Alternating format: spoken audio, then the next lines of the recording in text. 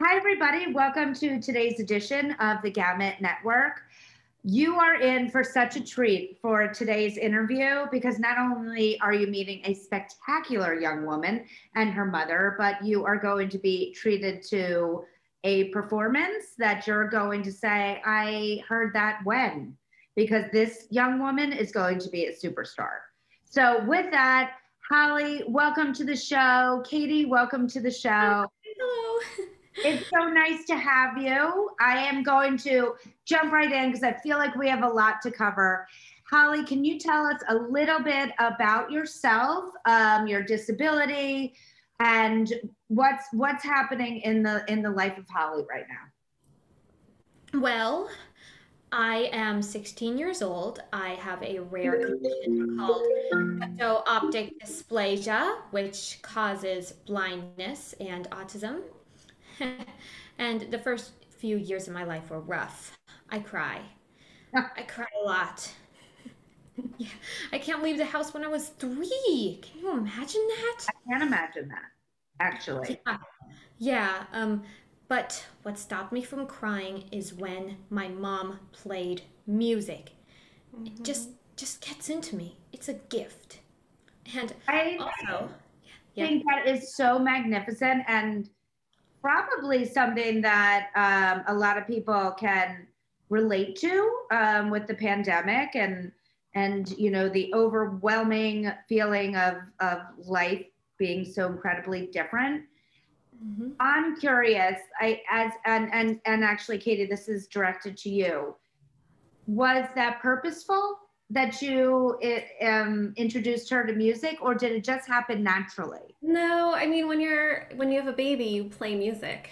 And when she was a couple months old, we started playing her tapes, cassette tapes, Hmm. and she would stop crying.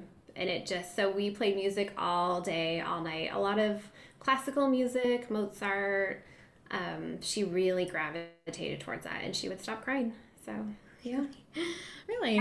amazing. So, Holly, did it just was it something that just naturally soothed you, naturally made you happy? Yeah, it really, really did. Yeah. I don't know how much she remembers back then because she was such a little baby. Yeah. But we really knew it at 6 months. We put her on a piano and she started playing the piano at 6 months. Hmm. And that's when we Like really, not just banging, like actually no, meaningfully playing. yeah, and we'd have her hide. I mean, you can see a piano behind us. We'd put her on the piano and she would play with her hands and then she'd kick her feet up too. So she'd play with her hands and her feet because her feet were an extension of her body since she would have to use them to feel around her environment. So that's when we really knew there was something different. Yeah. That's incredible. So, can you just help educate people watching? Tell us a little bit about the condition itself and how it affects you, Holly. Septo-optic dysplasia, well, is very, very rare. I mean, I my mom told me that I was blind in just like 4 months. You And were diagnosed at 4 months. yeah, I was Yeah. So diagnosed she at four was born months. blind at birth, and we found out at 4 months old. Okay. Yeah. Yeah, and I was diagnosed with autism at 3. Yeah. So we knew really early on. She started crying the second day of her life, and we couldn't bring her outside of the house until she was 3. She was really sensitive to lights and noise and sounds. So by the time she started school, I was able to get the actual formal autistic diagnosis, which took me years because they wouldn't diagnose her with autism since she was blind. Mm-hmm. So they just were like, "Oh, she's blind." That's Uh, just part of it. That if you're yeah, they're like, comes with the package. yeah, I'm like, kids should be able to leave the house and not be this sensitive to touch and noises and a lot of sensory stuff, even if they do have a visual impairment. So, yeah. So when we got the diagnosis, then she started formal therapy for autism as well. But yeah. Mm-hmm. Mm-hmm. Well, I do have to, acknowledge you, Katie, and give tremendous accolades to the fact that, I mean, sometimes moms just know that it wasn't just the blindness, that something wasn't right.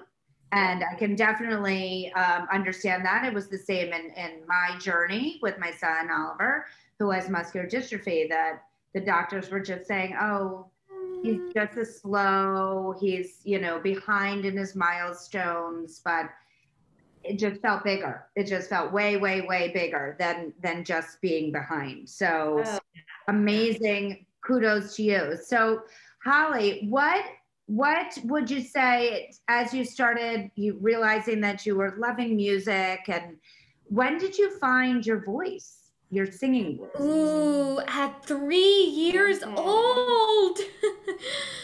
Tell me about that. What happened at 3? Well, I my vibrato hit at 3.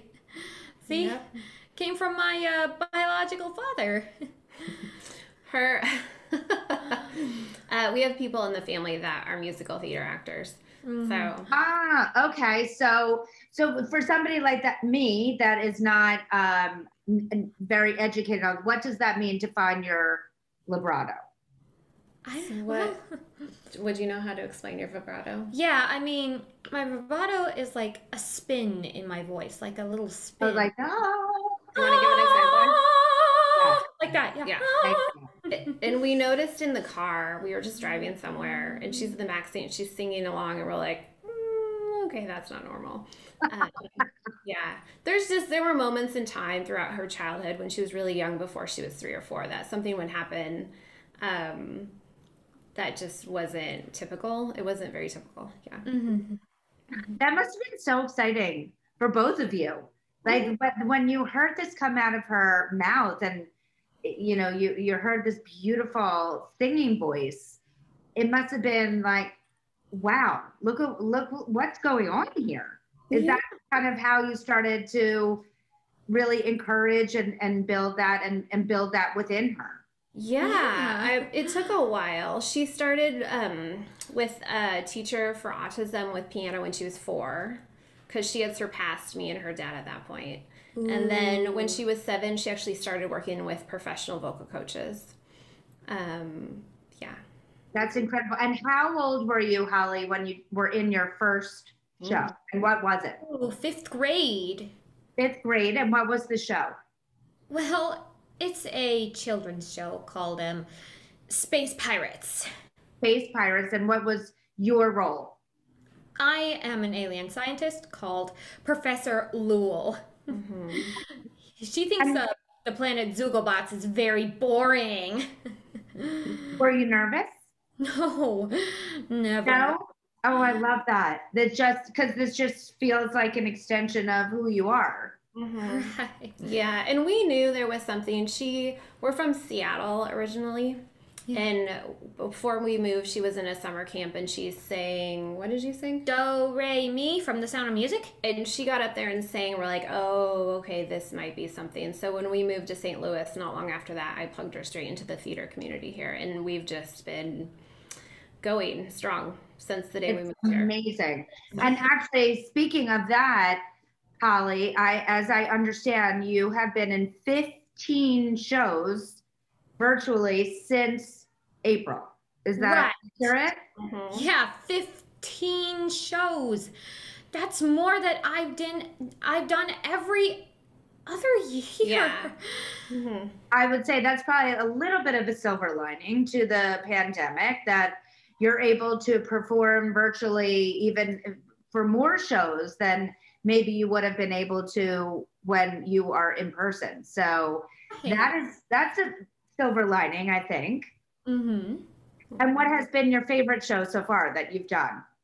Ooh, my when I was in 8th grade, I did Newsies, and I played Meta Larkin. And that was so far the favorite?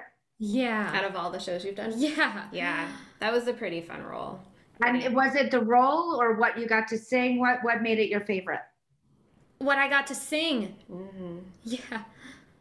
I love that. And speaking of singing, I am excited that this audience is going to have a tremendous treat, because Holly is going to give us a little snippet of her unbelievable talents. You want to sing right now? Yeah, let's do it. Okay. One day you'll find out this is what life is all about. You need someone who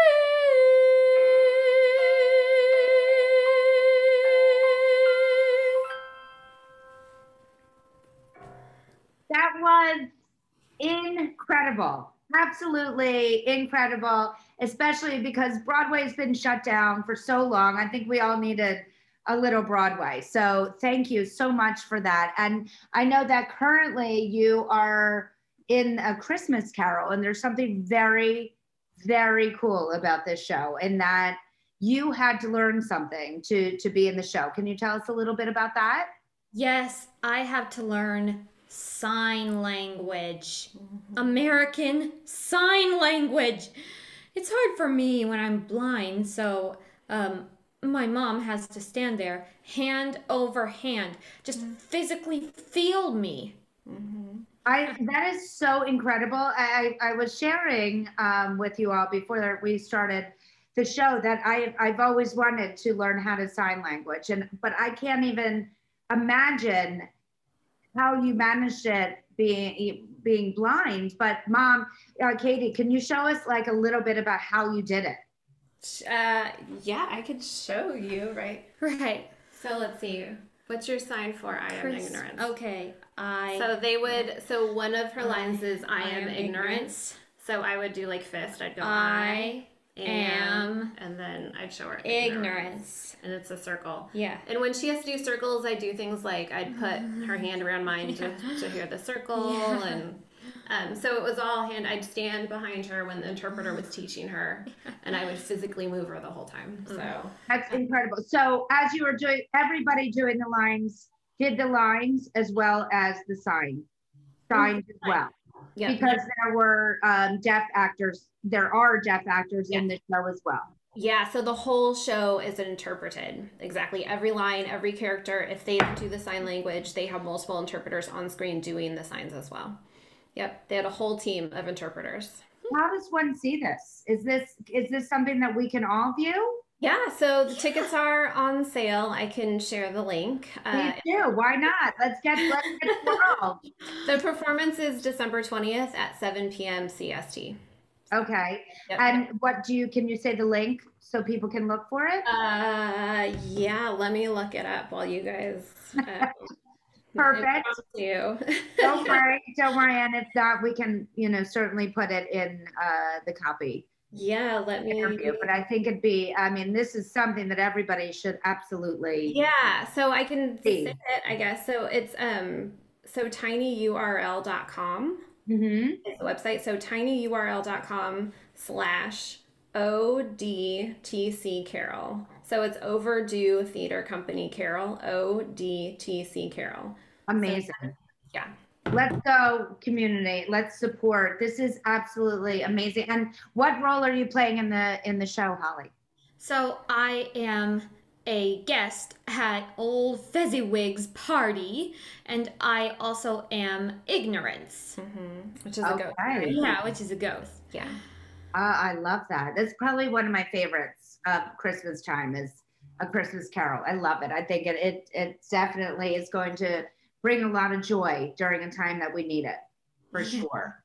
Yeah. So before we go, I'd like to ask all of my guests one final question that I cannot wait to hear what your answer is. So I'm a very big believer in a vision board. So something that whether that's an actual board that you put your hopes and dreams and wishes on, or it just stays in your heart and in your head of what you want to accomplish in this lifetime, no matter how big, how, huge the idea is. It's your idea and it's your dreams and wishes. I have all of mine that stay with me to the side. I want to tell you, I am sitting on Ellen's couch.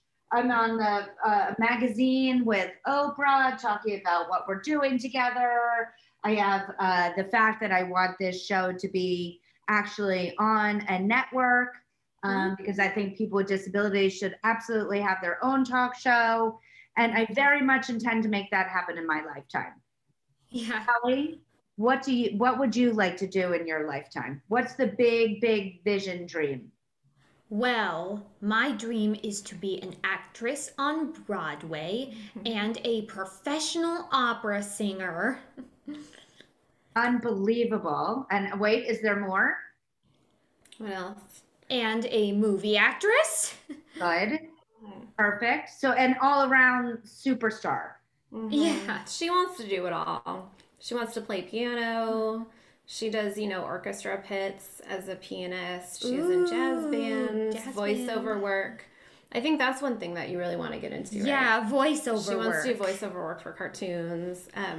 Because being visually impaired. Sidebar after the interview, I can definitely connect you to somebody that's an expert in that. Yeah. Okay, good. You have a wonderful voiceover voice. Mhm. We should definitely expand upon that, along with all of your other incredible talents. And I feel lucky that I can say I knew you when. So thank you so much for being with us on the show. It was an absolute joy. Thank you for singing. I think it brightened up everybody's day for sure, certainly mine. And Katie, thank you so much for joining us as well. Thank you. So wonderful.